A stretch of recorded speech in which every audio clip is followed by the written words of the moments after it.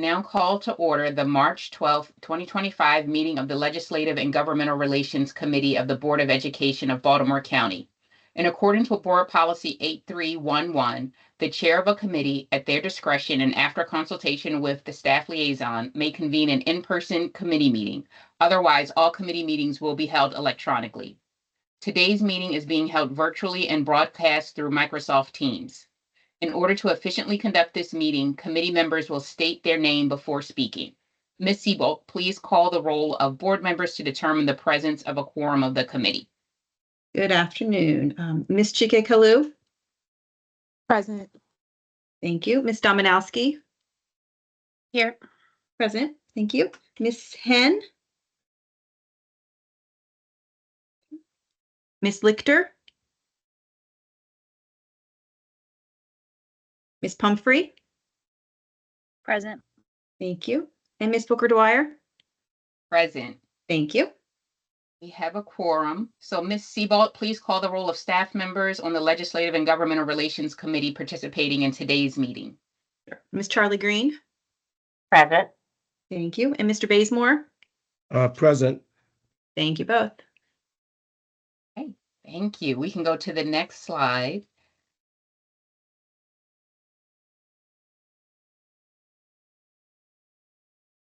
And so welcome all committee members. On the screen is displayed all of our committee members and our staff liaisons. Again, next slide. And I always like to ground us in the purpose and measures of effectiveness for this committee. And our purpose is to review legislation and to develop legislative priorities and to and so that's the key thing. And then our measures of effectiveness is grounded in us developing legislative priorities and sharing any recommendations for the board to engage in legislative advocacy. Next slide. So the outcomes for the meeting today is to review some of the priority and tracked legislation by the Maryland Association of Boards of Education. We are going to discuss some bills that are related to, yes. Okay, so we're going to discuss some bills that are related to our school system, and we're going to decide if we should move some recommendations forward for the board to engage in any type of advocacy for bills. We will also discuss the next steps for the legislative priorities and any future agenda items. And we are going to start with the May priority legislation. And there is a link to their website. And so if could we display that site and go to the link. Ms. Stileski on the board and we attend these meetings, and they're attended by the boards of education representatives from all the different boards of education. And if we scroll down, what you will see is this tracker here. And this tracker identifies the bills that the committee that we discuss that are the priority for MABE and for the committee. So, and you could see that in green are listed any bills that are that the committee is supporting, and purple are bills that are being monitored, and red is opposed. And so as you scroll down, I just wanted to make you all aware of this so that you can keep track of what is being discussed with all the other boards of education right now. And so these are where you can see the little symbols where which ones are being monitored, which ones are their support for. And right now there's none here that are that has identified as opposed. And then when you go down to the relevant tracked legislation, so this is an even larger spreadsheet. Committee members, at times we'll pull things from this larger spreadsheet, but I want to be clear that the positions on this larger spreadsheet does not reflect the position of the legislative committee. it reflects the position of MABE. So, so there was no vote taken in the committee meeting on some of these bills where you see the MABE position. It just signifies the MABE position. So I want to pause here to see if there's any questions about the tract legislation or the priority legislation, or if there's any legislation that you would want Ms. Delusky or I to bring to MABE for the committee to consider taking a position on.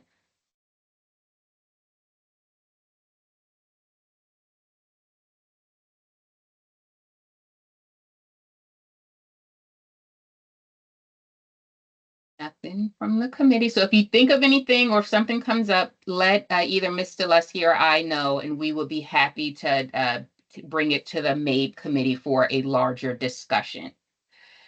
Okay, so at this time, I'm going to turn it over to Mr. Bazemore, who's going to go through some bills with us. And this is our time to really discuss and to think about what's in these bills and just start to think about, is there a position that the board should take on any of these? So Mr. Bazemore, I'm going to turn it over to you. Thank you, Madam Chair, and good evening, board members. It's always a pleasure and an honor to be working with you. Can everyone hear me okay?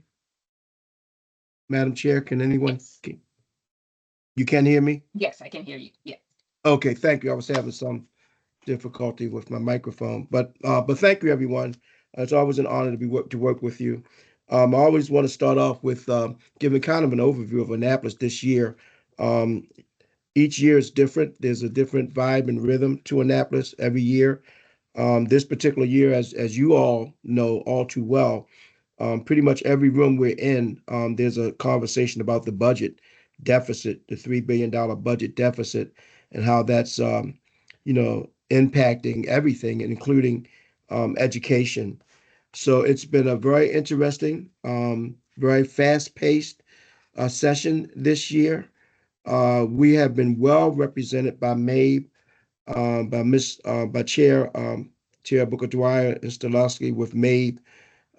MABE does a great job representing our school boards around the state, and so we're engaged in hundreds of bills again this year, education bills. So we're fully engaged. A lot of the what we do here in our positions that we take and how we view these bills absolutely influences a lot of what we do as a collective down there. We do try to work as the 24 jurisdictions, Baltimore City is included. We do try to work as a team under MABE. And for the most part, that works out really, really, really well. There's talk now. I'm hearing a little bit about a special session that may have to be called to deal with certain things in the budget. We're not sure, but I'll keep my ear to the ground and let you know if a special session will happen this year as well, which is, it's rare that happens, but with the budget being as it is, it wouldn't be a surprise to anyone if we did have a special session.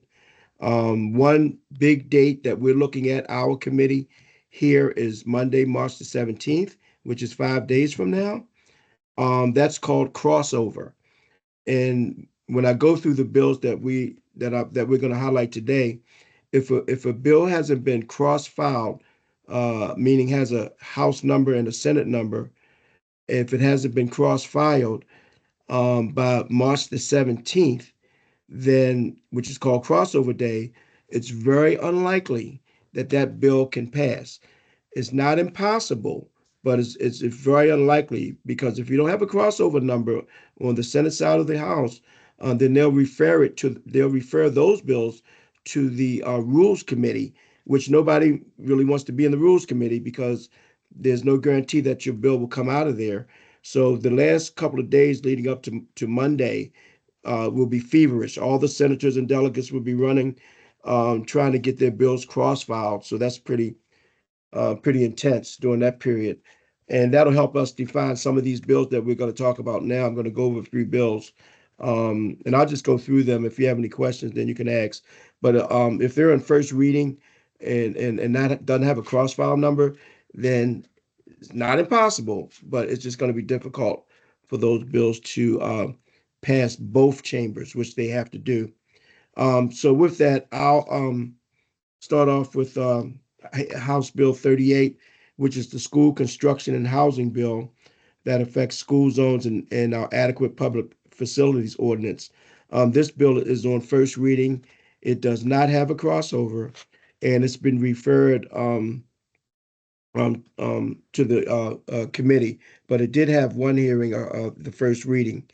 Um, that's HB 38. So we'll continue to monitor that and keep an eye on that bill. And it doesn't look like it's moving to me because it's still at first reading. Mr. Bazemore, I could pause real quick. Ms. Chika Kalu, do you have a statement or question? Oh, yes, I'm sorry. I didn't want to interrupt, but I That's okay. couldn't find the raising your hand feature. I just wanted to ask earlier, my microphone wasn't turning on, but if House Bill 197, the restorative practices, just the comprehensive plan for schools, if that could possibly be added to consideration, it was cross-filed with Senate Bill 68, and so it's already passed the House chamber. Okay, that's HB 197, Yes, and Senate Bill 68. Senate Bill 68. Okay. All right. Okay. Thank you.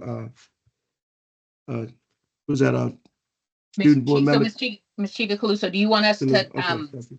so when we go through that bill, because I know this is on the list that Mr. Bazemore is going to go through, you want us to consider perhaps taking, advocating for it or going against Yes. it, or you want us to consider it? Advocating for it. Okay. Advocating for it. For it, Okay, yes. so we'll look at that bill in a lot more detail. Yes, thank you.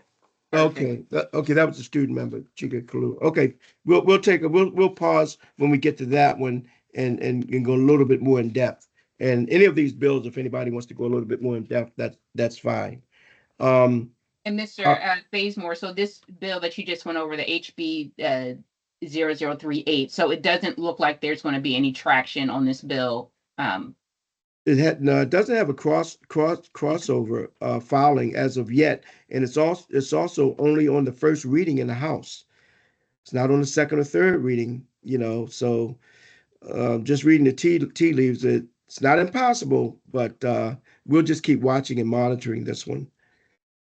But typically at this point, you would have a House and a Senate bill number, and at least went through the first, second, third reading on one side, either the House or the Senate side. But this is still on first reading. It's been referred to committee. So we'll keep our eye on that one. House Bill 68, which is a public schools children suspected of a crime of violence, prohibition on in-person attendance. This is called the Student Protection Act of 2025. And these reportable offenses bills, there's been about 10 of them at least this session. A lot of these are still in first reading, actually, because the consensus is in the state legislature is to take these 10 or 11 bills and create a task force, and then everybody can bring their individual bills to the task force and come out with one bill, as opposed to voting on a lot of singular bills that cross-pollinate, overlap, and some of them contradict one another. And so to make it easier, we believe that these types of bills, a task force will be set up, and then everyone can work on that task force to come out with one bill. And I just want to preface that. So this one is prohibiting a child from in-person attendance at a public school if the child has been identified as a suspect in a crime of violence. And so this bill is actually in first reading as well. On the House side, does not have a Senate number, and it has not been cross-filed. So again, it kind of goes into that hopper, and where we'll continue to monitor that. But again, there's a consensus that a task force is going to be created to take all of these bills and come out with one bill. If there's any questions on that one, HB 68. HB 137 is the Public Schools Children Charged with a Crime of Violence, another reportable offense bill, prohibition on in-person attendance. And this one is prohibiting a child from in-person attendance at a public school if the child has been charged with a crime of violence. The one I just went over, HB 68, basically said the same thing, but it said if a child has been identified as a suspect. This one says has been charged with a crime of violence. So as you can see, with these 10, 11, or 12 bills around reportable offenses, probably is best to have a task force, put them all together and come out with one bill. This bill also is in first reading. Let me see here. Went through on the House side, had its first reading, and which we referred to the committee. So again, it's kind of in the hopper. We'll watch it, but I'm sure this will be one of the bills that'll be put into that, brought up at the task force. Here is Senate House Bill 197, Senate Bill 68. This is the restorative practice bill that Chike Kalu, the student member, brought up. This bill is the Restorative Practice Schools Comprehensive Plan Bill. It requires the State Department of Education to develop a comprehensive plan by July the 1st, 2026 for the establishment of restorative practices schools that integrate restorative practices into the daily practices and activities of the whole school. And it also requires a county board of education, which is you guys, to use the comprehensive plan if the county board chooses to. So you have that option. You can choose to or not. So if the county board chooses to establish a restorative practice school, the department, they have to report to the department and to the governor and to the General Assembly by December 1st, 2026 on the comprehensive plan for your restorative practice schools. I'll turn this one over to Chike Kalu, the student member, if she wanted to comment on this one. Oh yes, that one. When I was speaking with some of our delegates that sponsored the bill initially, they said it was going to pass through the House like speedily without an issue. And they said that there's a likelihood that it could pass through the Senate. And so if Westmore doesn't veto the bill and he signs the bill into become a law, my only question was just like, as a board, would this be like, would the restorative practices plan be something that Baltimore County would be willing to kind of implement into its existing structures or to develop an entirely new comprehensive plan? And I guess Ms. Booker And Dwyer. yes, so I believe Baltimore County, they use some restorative practice. I'm not sure in how much detail. I don't know if any of the staff members, if they want to speak to it, or Mr. Bazemore, do you know if has the school system taken a stance on this bill or not, decided to support or oppose or just monitor? Yeah, it's we're just monitoring. It's not prescriptive, the bill, in that it's mandating local school districts to do this. What it's doing is giving them the option to do it. But it's kind of premature now because to actually talk about it, because what it also does is it does require the State Department of Education to develop this restorative practice plan. And so that's not on us as a local, that's on MSDE. And then it will present it to the 24 locals. And then the locals at that point can look at this plan and they have the option of adopting it or not. So that's kind of how it will transpire. So I think it's a little premature right now, but um,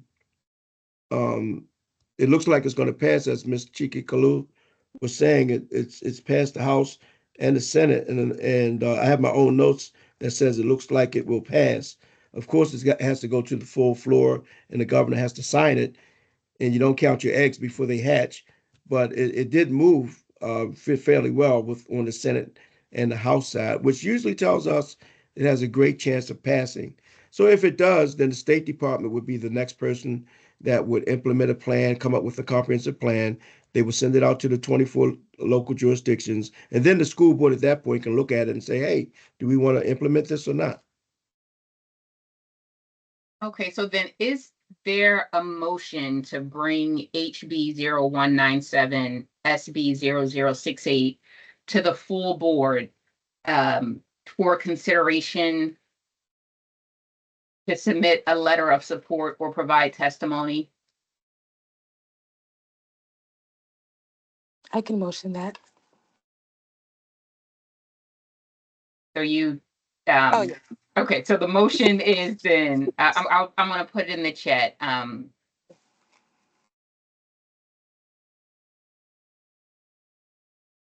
Okay, so the motion would be to bring, so I move to bring HB 0197 and SB 0068 to the full board for consideration to submit a letter of support or provide testimony. Is that the motion, Ms. Chikakalu, that you would, is that what you're thinking about? Yeah. Yes. Okay. And so in the chat, there's a motion, and so Chikakalu, Ms. Chikakalu, so this is your motion. Is there a second? Second, Pumphrey. Any discussion? Ms. Seabolt, could I have a roll call vote? Yes. Ms. Chikakalu, Yes. Ms. Dominowski, No. Ms. Hen, Ms. Lichter, Ms. Pumphrey, Yes. and Ms. Booker Dwyer. Yes. Okay, that's 3 yeses, 1 no, and 2 not present. We need 4 to pass, right? I believe so, yes. And so the motion does not pass.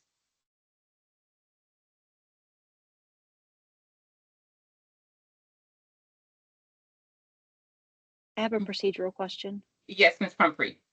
Could Ms. Chikakalu bring it to the board without committee approval?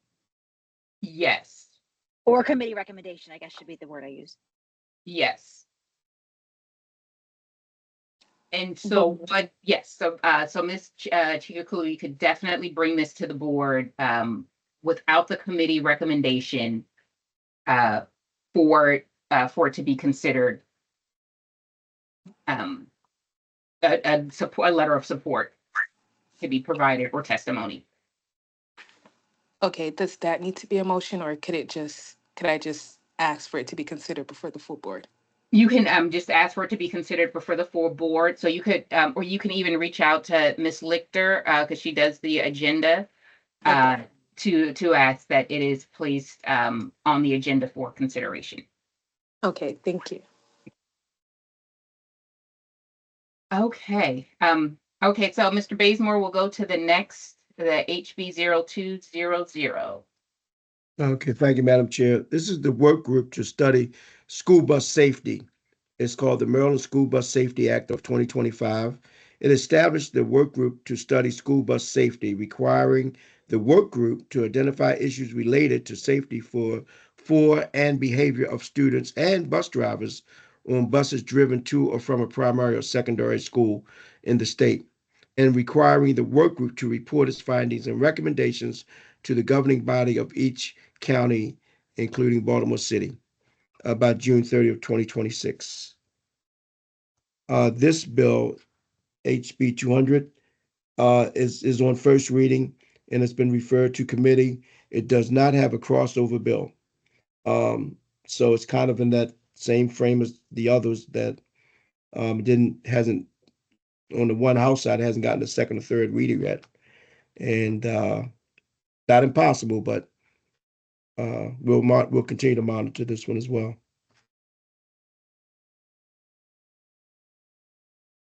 Next bill is HB 226 Senate, and this does have a crossover, so that's a good thing.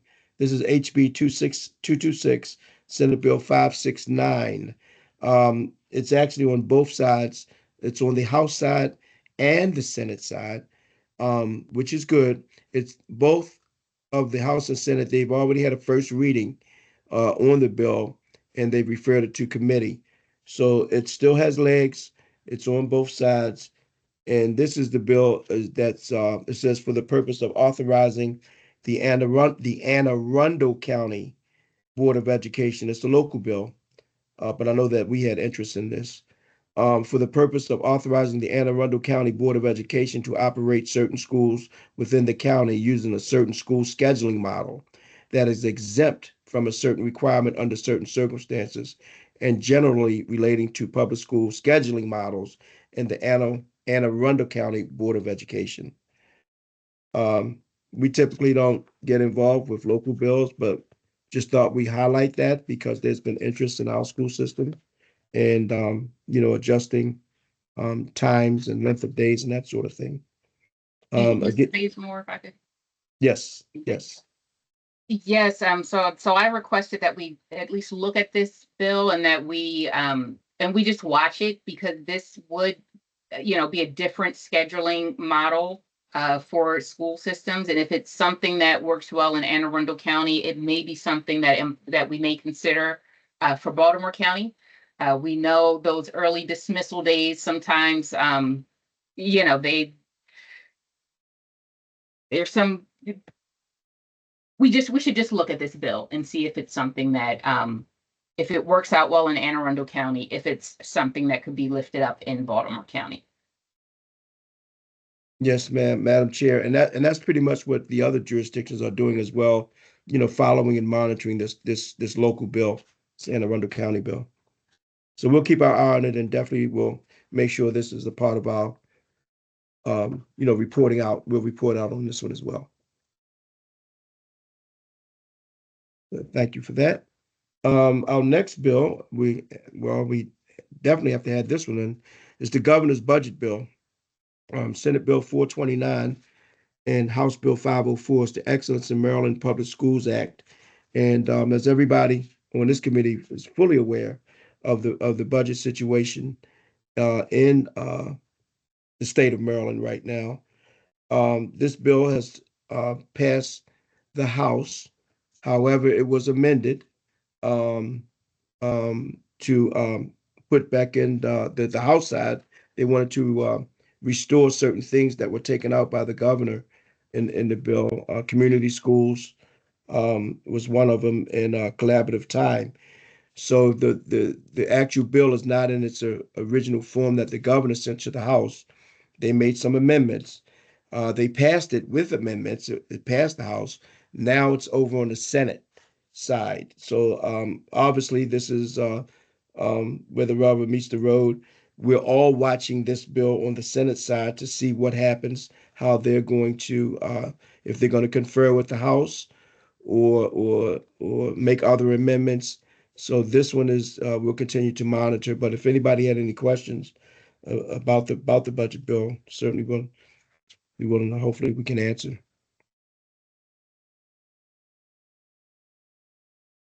Okay. And that's been all on the news and everything else. So we're all pretty much aware of that. Sorry, I can't figure out how, I apologize. I can't figure out how to raise my hand on here, but I do have just a, not really a question. Just want to verify what you mentioned, Mr. Bazemore. Yep, go ahead, Ms. Mhm. That's Pumphrey. okay. Okay, thank you. So you said it was amended to restore community schools. So was that fully, or was that just a partial amendment to bring it back to Yeah, the original? yeah, fully. The Okay. House side voted to restore that funding for community schools. Yes. Thank you. Okay. Thank you. Thank you. And as a board, we can decide, if we want to do any type of advocacy around this bill. I know that you had a strong showing of superintendents when this bill came out. There were students that there were you also had made give testimony, when this bill first came out in its original, before the amendments. There were Baltimore County board members. We were in the audience more so just to listen and observe, but we did not, Baltimore County Board of Education did not take an official stance one way or another. We were just there to monitor and to hear some of the testimony. So if this is a bill that we want to consider putting some support behind or not, or just monitoring, that is also an option.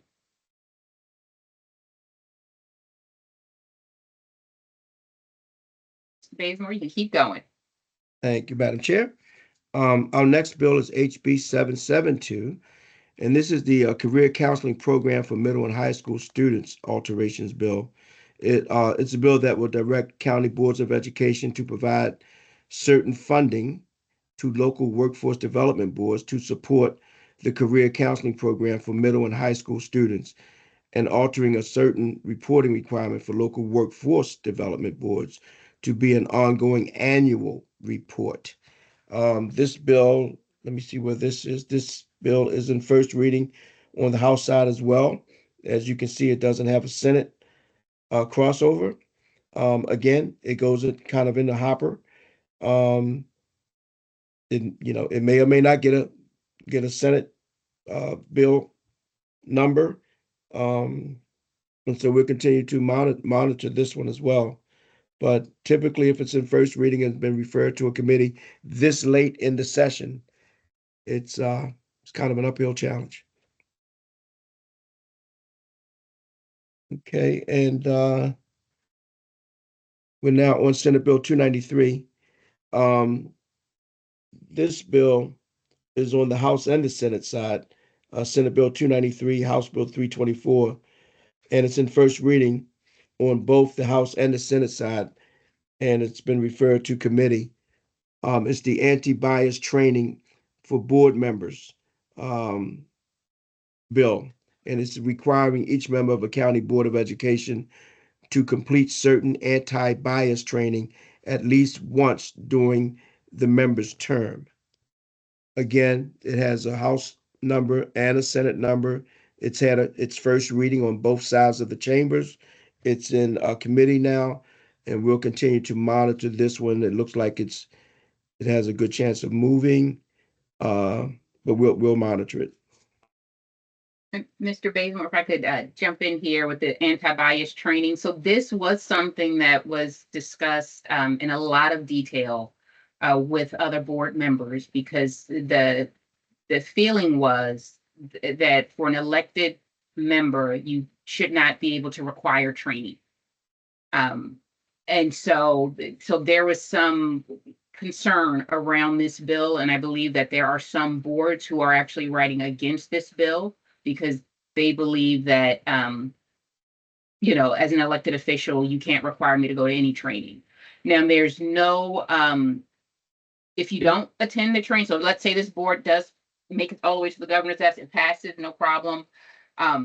There's no consequence if you don't attend training. So it's just saying that you have to, it's saying to go to training, but if you don't go, there's no consequence that's listed in the bill for a board member who just says, I'm not going to do this training.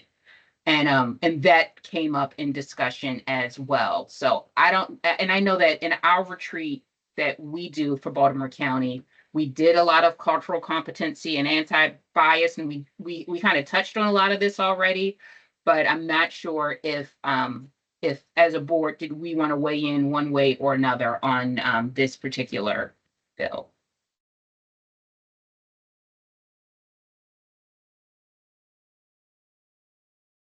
So if you think we should, just let us, let me know, or you can bring it up at the board meeting. But right now, we'll just continue to watch this.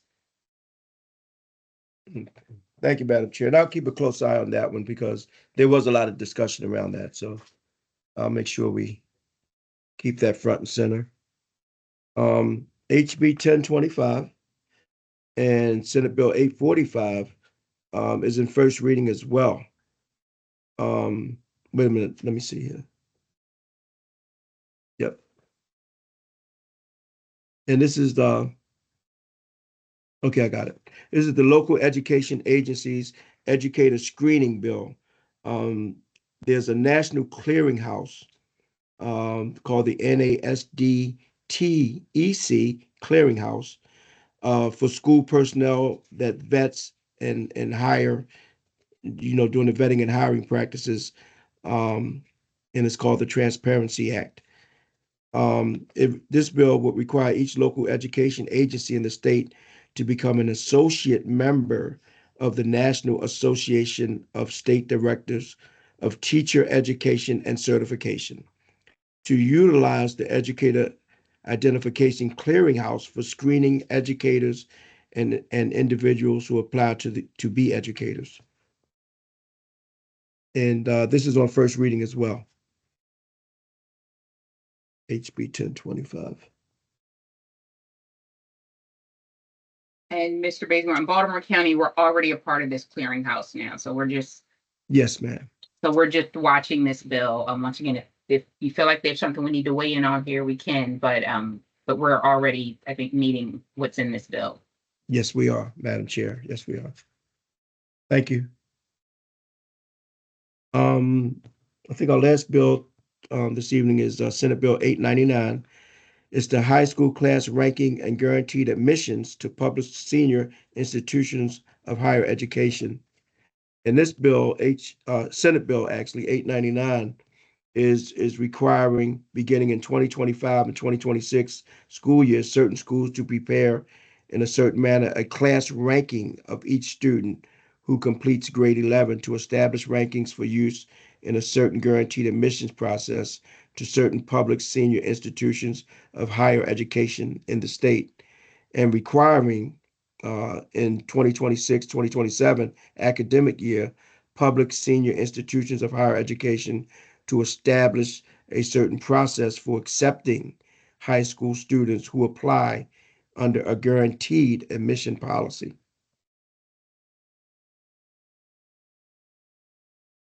And this does not have a crossover as of yet as well.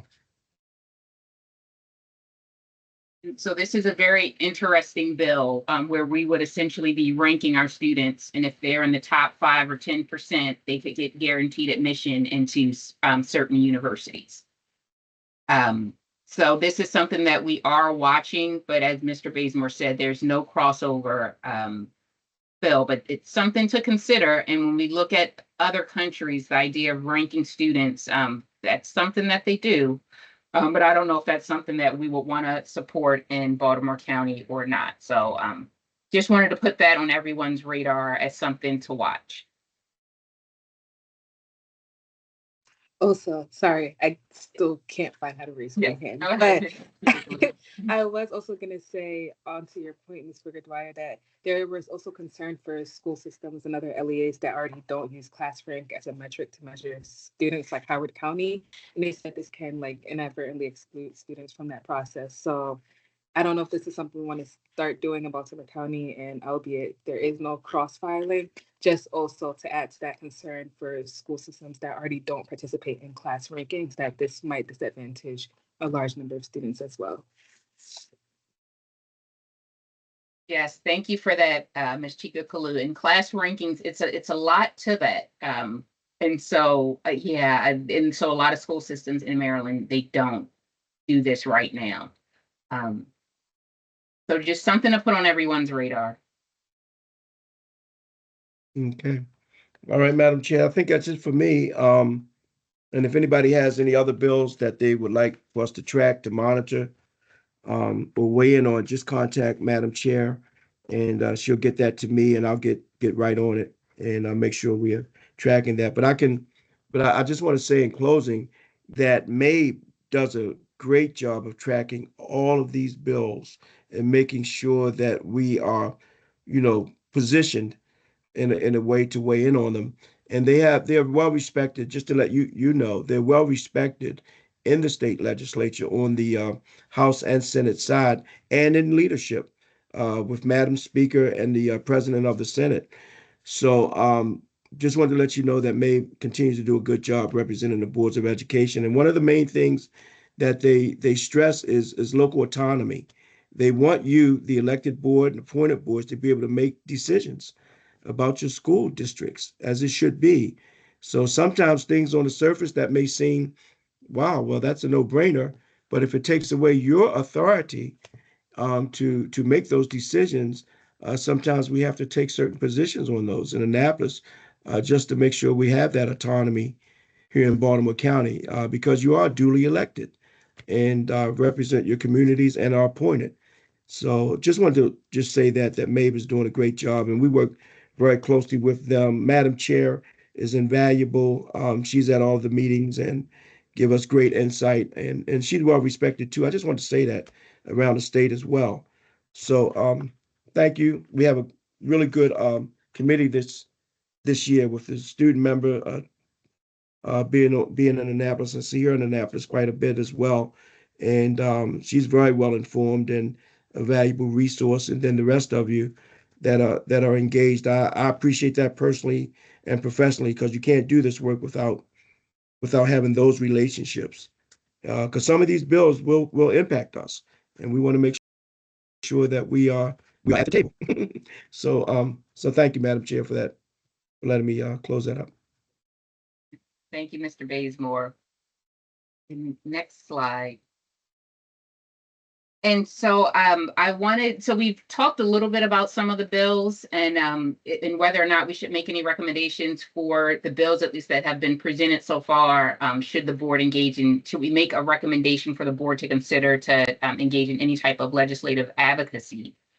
And if so, which bills? And so I want to pause here to see if there's any other bills that you all feel very passionate about, or that really is going to impact Baltimore County Public Schools, that you feel like we should take a more proactive role in. And so, Ms. Pumphrey, are there any bills that come to your top of your mind?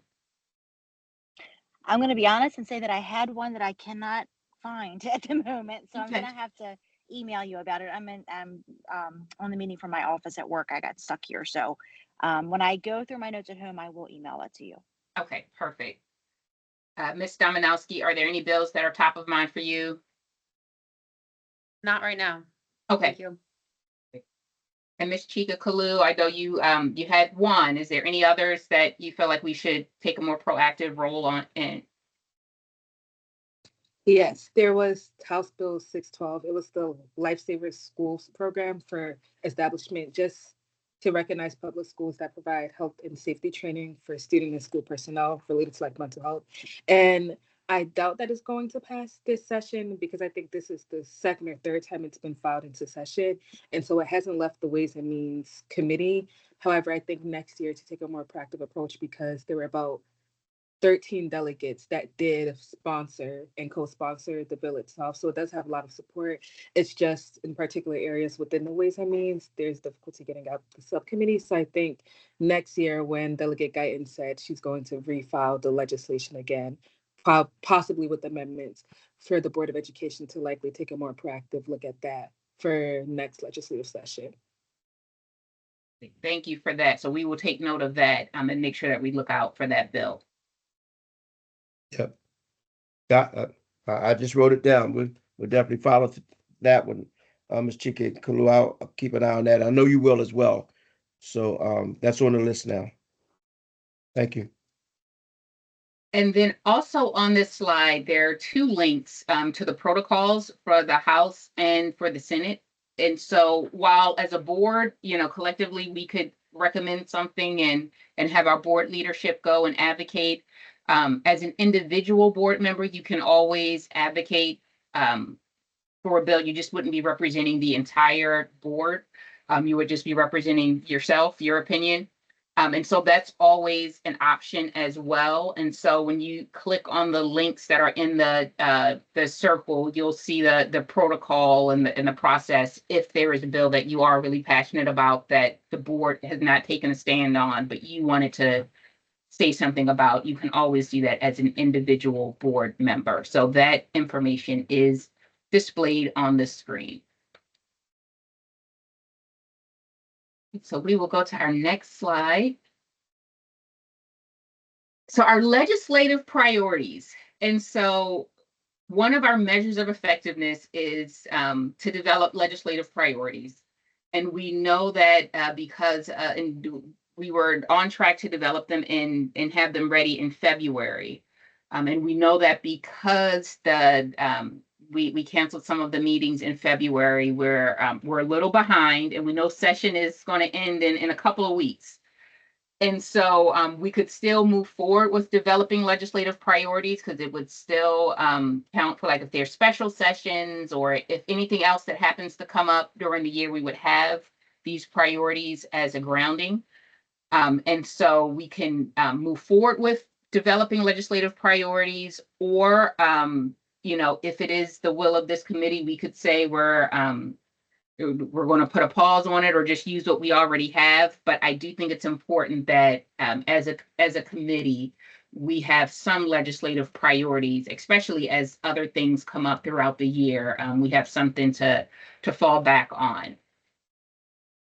At our last board meeting that we had in January, we presented these 4 items, and we had some robust discussion around that. And I know that there were some board members that were set to give some additional feedback via email around these specific topics so that we could make some modifications. But with the delay, we didn't get that from the board members. And so what we can do, we could engage in some discussion now around what modifications we may want to make to these legislative priorities, or we can decide to just send the legislative priorities as is to the full board and have that discussion with the full board, and get the full board to weigh in on it, since it is getting late in the legislative session. Or we could not move forward with legislative priorities. So those are the 3 options that are on the table right now. So is there any preference for option 1 to, we could work through this as a committee and prepare to send something to the full board to review? Or option 2, we can just take this draft as is to the full board and just incorporate this into a work session with the full board. Or option 3 would be to not move forward with legislative priorities this year. Yes, Ms. Dominowski, and then I'll go to Ms. Pumphrey. I was just gonna say, I mean, how much time's remaining? If we got this forward, how much of effect is it gonna have on what's remaining on the legislative agenda? And so, Mr. Bazemore, when's the last day of this legislative session? Sign and dies April the 7th. So a couple of weeks, April 7th. And then, Mr. Bazemore, if there's a special session, do you know when that would occur? We wouldn't know this early. It would have to be announced at a certain, I know there's it has to be announced at a certain time, certain date, and that sort of thing. But that's totally in the hands of Madam President and in the Senate and the House side. So we couldn't predict that at this point. And that's if they have the special session. There's just rumors now that they may have to. They may not.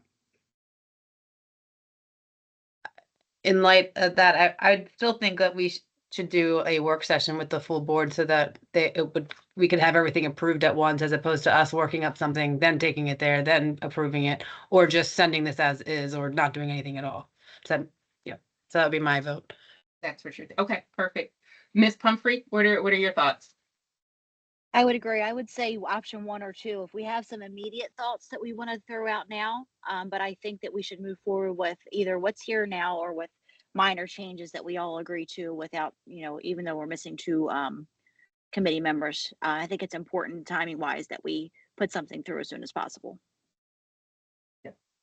And Ms. Chika-Kalu, do you have a rating?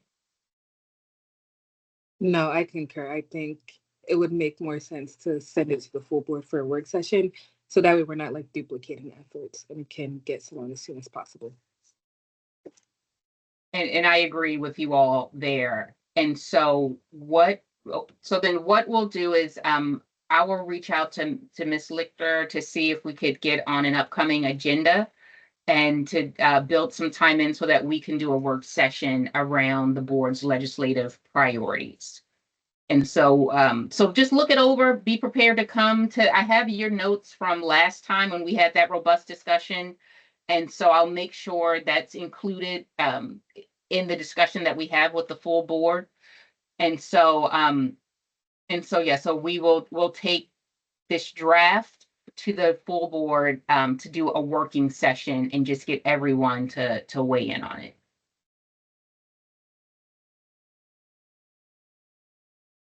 Okay. And I don't think that we don't need to vote on that, I don't think. Okay, so we'll go to the next slide. And so that brings us to the end of the meeting then.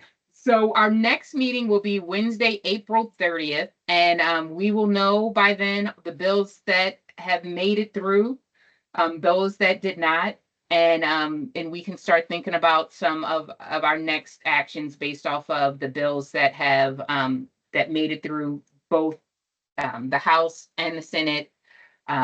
We can start to think through that. And if there's any bills prior to our April 30th meeting that you want us to address at April 30th, just let me know, and we will put that on the agenda. And is there any other agenda items that you all would like to address at the next meeting? I'll open up the floor for that if you have any.